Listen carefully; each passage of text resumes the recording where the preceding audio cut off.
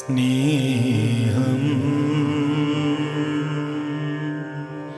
സ്നേഹം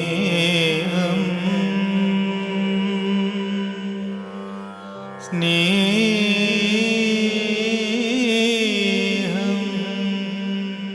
സഹജമായി ഉണരുന്ന സ്നേഹം, നന്മ നിറയ്ക്കുന്ന സ്നേഹം, നമ്മെ ഒന്നാക്കി കോർക്കുന്ന സ്നേഹം, ആത്മാവാൽ കോർത്തൊരു സ്നേഹം, ഈ വിശ്വനിർമ്മല സ്നേഹം, വിശ്വനിർമ്മല സ്നേഹം. സഹജമായി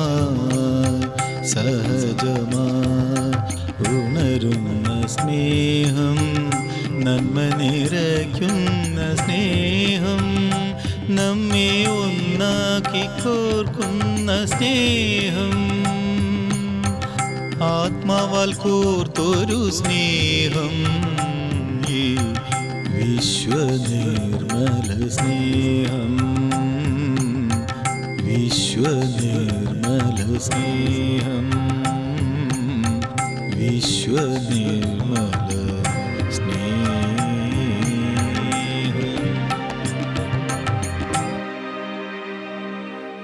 ജയ് ശ്രീ മാതാജി. സഹജയോഗ ഇന്നത്തെ മഹായോഗ എന്ന മഹത്തായ ധ്യാന പരിപാടിയുടെ പുതിയ അധ്യായത്തിലേക്ക് ഏവർക്കും സ്വാഗതം. അപ്പോൾ നമ്മളിപ്പം ബീജമന്ത്രങ്ങളും ആസ്പെക്റ്റും ഒക്കെ എലിമെൻറ്റും ഒക്കെ കൂടെ ചേർത്തുള്ള ഒരു ഊർജ്ജ കേന്ദ്രങ്ങളുടെ ഒക്കെ ദോഷങ്ങൾ നീക്കാനും അതിൻ്റെയൊക്കെ ആ ഒരു ചൈതന്യലഹരി കൂടുതൽ അനുഭവനീയമാക്കാനുമുള്ള ഒരു രീതിയാണ് നമ്മളിപ്പോൾ ചെയ്തു വരുന്നത്.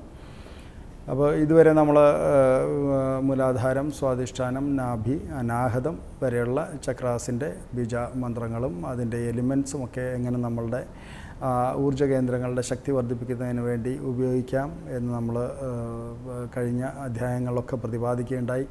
അപ്പോൾ നിങ്ങളൊക്കെ തന്നെ ഞാൻ മുമ്പ് പറഞ്ഞതുപോലെ, കാരണം നമുക്ക് ഇതൊരു ലിമിറ്റഡ് സമയത്തിനുള്ളിൽ ചെയ്യുന്നതായതുകൊണ്ട് പ്രോഗ്രാം തുടങ്ങുന്നതിന് മുമ്പേ തന്നെ ബന്ധനമൊക്കെ ചെയ്ത് കുണ്ടലിനി റൈസ് ചെയ്ത് ബന്ധൻ ചെയ്ത് ആ ചൈതന്യ ലഹരിക്ക് ഉള്ളിലിരിക്കുക. അപ്പോൾ അതേപോലെ നമ്മുടെ സഹസ്രാരയിൽ തന്നെ മൂർധാവിൽ സഹസ്രാരയിൽ തന്നെ ശ്രദ്ധ വെച്ചുകൊണ്ട് നിങ്ങൾ അത് പ്രോഗ്രാം എപ്പോഴും കാണുക, ശ്രദ്ധ അവിടെ തന്നെ കീപ്പ് ചെയ്യാൻ ശ്രമിക്കുക. അപ്പോൾ വിശുദ്ധി ചക്ര, അതായത് നമ്മുടെ കഴുത്തിൻ്റെ ഭാഗത്ത് ഇവിടെയുള്ള വിശുദ്ധി ചക്ര ആണ് അടുത്ത നമ്മളുടെ എനർജി സെൻറ്റർ. ഇത് നമ്മൾ കഴിഞ്ഞ അധ്യായങ്ങളിൽ ഇതിനെപ്പറ്റി നമ്മൾ പ്രതിപാദിക്കുകയുണ്ടായി. വിശുദ്ധി ചക്രയുടെ ഏറ്റവും വലിയ ക്വാളിറ്റി നമ്മളുടെ സാമൂഹ്യ തത്വം എസ്റ്റാബ്ലിഷ് ചെയ്യുന്നത് വിശുദ്ധി ചക്രയാണ്. അപ്പോൾ തലയുടെയും ഒക്കെ ഭാഗത്തുള്ള നമ്മളുടെ ഇന്ദ്രിയങ്ങളൊക്കെ അടങ്ങുന്ന ആ ഒരു ഭാഗം എല്ലാം കൺട്രോൾ ചെയ്യുന്നത് യഥാർത്ഥത്തിൽ വിശുദ്ധി ചക്രയാണ്. അപ്പോൾ വിശുദ്ധി ചക്രയിൽ വരുന്ന ഇൻബാലൻസസ് നിന്നാണ് ശരിക്കും നമുക്ക് ഈ തലയുടെ ഭാഗത്തുള്ള, അതായത് മൂക്ക്, കണ്ണ്, ചെവി, അങ്ങനെയുള്ള ഈ ഇന്ദ്രിയങ്ങളും ഒക്കെ ആയിട്ട് ബന്ധപ്പെട്ടുള്ള അസുഖങ്ങളൊക്കെ തന്നെ ഒട്ടുമുക്കാലും നമ്മളിൽ കണ്ടുവരുന്നത് വിശുദ്ധി ചക്രയിൽ വരുന്ന ഇൻബാലൻസസ് എന്നാണ്. അതേപോലെ തന്നെ നമ്മളെ യഥാർത്ഥത്തിൽ ആ യോഗശക്തിയിലേക്ക് നമ്മളെ ഉയർത്തുന്നത് വിശുദ്ധി ചക്രയാണ്.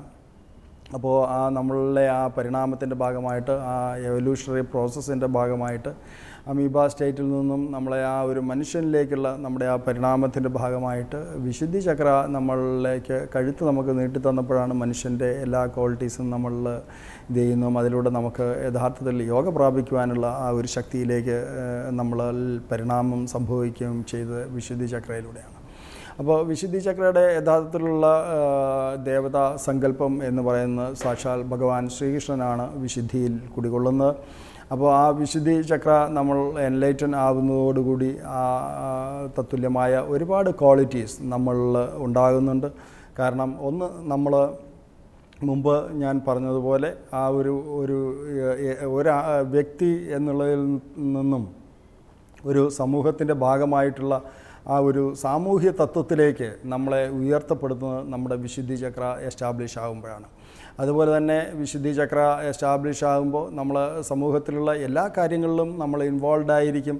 സമൂഹത്തിൽ നിന്ന് ഒന്നിൽ നിന്നും നമ്മൾ ഒളിച്ചോടാതെ തന്നെ സമൂഹത്തിൽ ഉള്ളിൽ നിന്നുകൊണ്ട് തന്നെ എല്ലാ വിഷയങ്ങളിലും നമ്മൾ ഇടപെട്ടുകൊണ്ട് തന്നെ, എന്നാൽ അതെല്ലാം ഒരു അറ്റാച്ച്മെൻറ്റ് സ്റ്റേജിൽ, ഒരു വിറ്റ്നസ് സ്റ്റേറ്റിൽ നിന്നുകൊണ്ട് എല്ലാത്തിനെയും നമുക്ക് കാണാൻ കഴിയും. അതായത് ഒരു സാക്ഷിഭാവം നമുക്ക് നമ്മുടെ ഉള്ളിൽ ഉണ്ടാവും. ആ ഒരു സാക്ഷിഭാവത്തിൽ നിന്നുകൊണ്ട് നമ്മൾ എല്ലാ കർമ്മങ്ങളും ചെയ്യുമ്പം ആ കർമ്മങ്ങളിലൊക്കെ നമ്മൾ ഇടപെടുന്നുണ്ടെങ്കിലും ആ കർമ്മങ്ങളിലൊക്കെ നമ്മൾ ഇൻവോൾവ് ആകുന്നുണ്ടെങ്കിലും ഒന്നിനോടും നമുക്കൊരു പ്രത്യേക അറ്റാച്ച്മെൻ്റ് ഒന്നും തന്നെ തോന്നില്ല. എല്ലാത്തിനോടെയും നമുക്കൊരു ഡിറ്റാച്ച്ഡ് ആയിട്ടുള്ള അവസ്ഥ നമുക്ക് മെയിൻറ്റെയിൻ ചെയ്യാൻ പറ്റും. എന്ന് വെച്ചിട്ട് നമ്മളിപ്പം നമ്മളുടെ ബന്ധുക്കളുടെ ഒക്കെയോ നമുക്കോ ഒക്കെ ജീവിതത്തിൽ എന്തെങ്കിലും സങ്കടമുണ്ടാകുന്ന അവസ്ഥയോ സന്തോഷമുണ്ടാകുന്ന അവസ്ഥയോ ഒക്കെ ഉണ്ടായാൽ അതിലൊന്നും നമ്മൾ മാറി നിൽക്കുമെന്നല്ല, നമ്മുടെ ഉത്തരവാദിത്തങ്ങളിൽ നിന്നും നമ്മൾ മാറി നിൽക്കുമെന്നല്ല, നമ്മളൊരു സമൂഹത്തിലെ ഒരു നല്ല ബെസ്റ്റ് പേഴ്സണായിട്ട്, നല്ലൊരു വ്യക്തിയായിട്ട് സമൂഹത്തിൻ്റെ എല്ലാ കാര്യങ്ങളിലും നമ്മൾ ഇടപെടും. എന്നാൽ അതിലൊന്നും നമ്മൾ അറ്റാച്ച്ഡ് ആയിരിക്കില്ല, അമിതമായിട്ട് നമ്മൾ അതിലൊന്നും ഒരു അറ്റാച്ച്ഡ് ആയിട്ടിരിക്കില്ല. അപ്പോൾ അതൊരു അറ്റാച്ച്മെൻറ്റ് സ്റ്റേറ്റ് എന്ന് പറയുന്നത് ഇപ്പം എഗെയിൻ നമ്മൾ ഗീതയിലും ഭാഗവതത്തിലും ഒക്കെ ഒരുപാട് ഗ്രന്ഥങ്ങളിലും നമ്മൾ വായിച്ചിട്ടും മനസ്സിലാക്കിയിട്ടുമുള്ള കാര്യമാണ്. പക്ഷേ അങ്ങനെ നമ്മൾ ബുദ്ധി കൊണ്ടും മനസ്സുകൊണ്ടും മനസ്സിലാക്കുമ്പോൾ ആ അവസ്ഥ നമ്മളിൽ പ്രാപ്യമാകുന്നുണ്ടോ? വീണ്ടും നമുക്ക് എന്തെങ്കിലും ഒരു ദുഃഖം വരുമ്പോൾ നമ്മൾ അതിൻ്റെ ആ നടുക്കടലിലേക്ക് നമ്മൾ വീഴുന്നു. വീണ്ടും ഒരു സന്തോഷം വരുമ്പോൾ നമ്മളത് അമിതമായിട്ട് സന്തോഷിക്കുന്നു. അപ്പോൾ അതിനെ ഒന്നും യഥാർത്ഥത്തിൽ ആ വേണ്ട രീതിയിൽ ഒരു വിറ്റ്നസ് സ്റ്റേറ്റിൽ നിന്നുകൊണ്ട്, ഒരു സാക്ഷിഭാവത്തിൽ നിന്നുകൊണ്ട്, യഥാർത്ഥത്തിൽ നമ്മുടെ ക്രിയേറ്ററായിട്ടുള്ള ദൈവം തമ്പുരാൻ്റെ ലീലകളാണ് ഇതെല്ലാം, നമ്മളിതിനെല്ലാം ഒരു സാക്ഷി മാത്രമാണ് എന്നുള്ള ഒരു സാക്ഷിഭാവത്തിൽ നിന്നുകൊണ്ട് നമുക്ക് തികച്ചും അതിനെ കാണാൻ കഴിയുന്നുണ്ടോ എന്നുള്ളതാണ് നമ്മൾ ആലോചിക്കേണ്ടത്. അപ്പോൾ വിശുദ്ധി ചക്ര നമ്മൾ ധ്യാനത്തിലൂടെ നമ്മൾ ഉയർന്നു കഴിയുമ്പോൾ വിശുദ്ധി ചക്രയുടെ ആ ക്വാളിറ്റീസൊക്കെ നമ്മൾ എസ്റ്റാബ്ലിഷ് ആയി കഴിയുമ്പോൾ, ഒന്ന് നമ്മളുടെ ലെഫ്റ്റ് വിശുദ്ധിയിലിരുന്നു കൊണ്ട് നമ്മളുടെ സഹോദര ബന്ധമൊക്കെ തന്നെ അതിൻ്റെ ആ യഥാർത്ഥ അർത്ഥത്തിൽ നമുക്കത് മനസ്സിലാകും. അപ്പോൾ ആ രീതിയിൽ നമ്മളുടെ ബിഹേവിയറും കാര്യങ്ങളും ഒക്കെ തന്നെ ഓട്ടോമാറ്റിക്കായിട്ട് ആ രീതിയിൽ അതിനുള്ള പരിണാമങ്ങളുണ്ടാവും. അതേപോലെ എല്ലാവരോടും നമുക്ക് വളരെ മധുരമായിട്ട് സംസാരിക്കാൻ കഴിയും. അത് നമ്മുടെ റൈറ്റ് വിശുദ്ധിയുടെ ക്വാളിറ്റിയാണ്. നമുക്ക് വളരെ എല്ലാവരോടും വളരെ സ്വീറ്റായിട്ട് നിങ്ങൾക്ക് അറിയാമല്ലോ, തൊണ്ടയിൽ നിന്നുമാണ് യഥാർത്ഥത്തിൽ നമ്മളുടെ ശബ്ദം വരുന്നത്. അപ്പോൾ ആ വളരെ നല്ല മധുരമായിട്ട് നമുക്ക് സംസാരിക്കാൻ കഴിയും. അതേപോലെ നമ്മളുടെ ആ ഒരു സാമൂഹ്യതത്വം നമ്മളുടെ എസ്റ്റാബ്ലിഷ് ആവും. നമുക്ക് എല്ലാത്തിനെയും ഒരു സാക്ഷിഭാവത്തോടുകൂടി കാണാനും എല്ലാത്തിലും നിന്നുകൊണ്ട് എല്ലാം നല്ലൊരു പെർഫോമറായിട്ട്, നല്ലൊരു വ്യക്തിയായിട്ട്, നല്ലൊരു സമൂഹത്തിന് ഗുണം ചെയ്യുന്ന നല്ലൊരു വ്യക്തിയായിട്ട് നമുക്ക് ജീവിക്കാൻ കഴിയും. പക്ഷേ അതിലൊന്നും നമ്മൾ അമിതമായിട്ടുള്ള ഒരു അറ്റാച്ച്മെൻറ്റ് നമുക്കുണ്ടാവില്ല.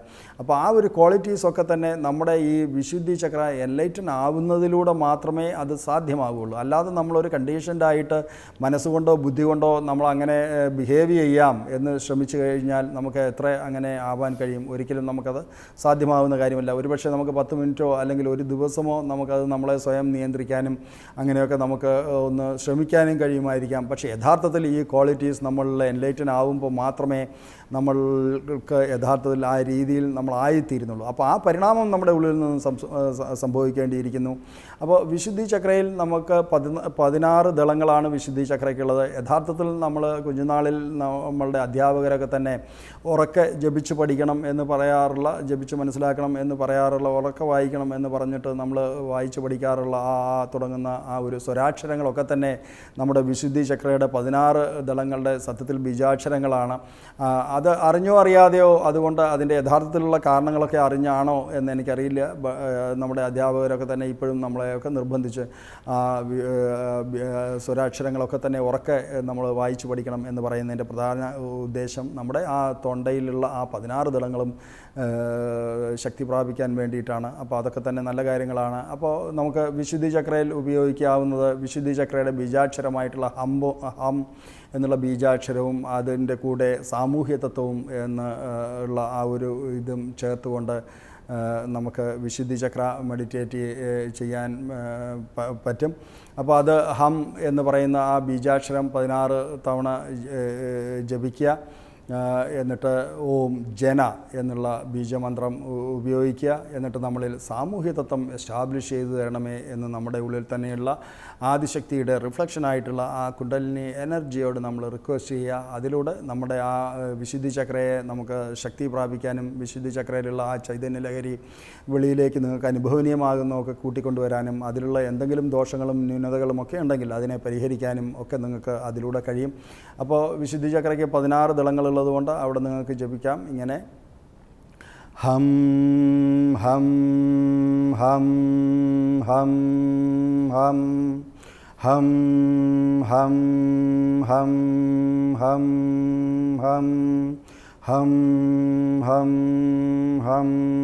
ഹം ഹം ഹം ഓം ജന ഓം ജന ഓം ജന.